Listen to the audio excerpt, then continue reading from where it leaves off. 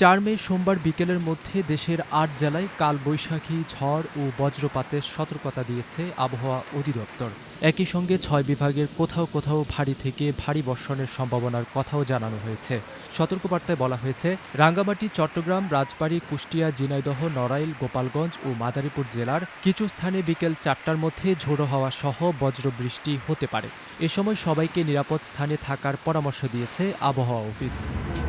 এদিকে সোমবার সকাল ৯টা থেকে পরবর্তী ২৪ ঘন্টার পূর্বাভাসে বলা হয়েছে, রাজশাহী, ময়মনসিংহ, ঢাকা, খুলনা, চট্টগ্রাম ও সিলেট বিভাগের বিভিন্ন জায়গায় এবং রংপুর ও বরিশাল বিভাগের দু-এক জায়গায় দমকা বা ঝড়ো হাওয়া সহ বৃষ্টি বা বজ্রবৃষ্টি হতে পারে। এদিকে নদীবন্দরসমূহের জন্য দেওয়া বিশেষ পূর্বাভাসে বলা হয়েছে, রাজশাহী, পাবনা, বগুড়া, টাঙ্গাইল, ময়মনসিংহ, ঢাকা, ফরিদপুর, মাদারীপুর, যশোর, কুষ্টিয়া, খুলনা, বরিশাল, পটুয়াখালী, নোয়াখালী, কুমিল্লা, চট্টগ্রাম, কক্সবাজার এবং সিলেট অঞ্চলসমূহের ওপর দিয়ে পশ্চিম অথবা উত্তর-পশ্চিম দিক থেকে ঘণ্টায় ৪৫ থেকে ৬০ কিলোমিটার বেগে অস্থায়ীভাবে দমকা অথবা ঝড়ো হাওয়া সহ বৃষ্টি অথবা বজ্রবৃষ্টি হতে পারে। আবহাওয়া অফিস জানিয়েছে, দিনের তাপমাত্রা সামান্য বাড়তে পারে, তবে রাতের তাপমাত্রা প্রায় অপরিবর্তিত থাকবে।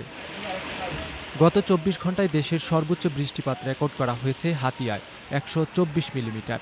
সর্বোচ্চ তাপমাত্রা ছিল খুলনায় ৩৪.৫ ডিগ্রি সেলসিয়াস এবং সর্বনিম্ন তাপমাত্রা রেকর্ড করা হয়েছে ডিমলা ও সিলেটে ১৯.৫ ডিগ্রি সেলসিয়াস। আবহাওয়াবিদরা বলছেন, আগামী ৭ মে থেকে বৃষ্টিপাতের প্রবণতা কমতে পারে এবং তাপমাত্রা বাড়তে শুরু করবে।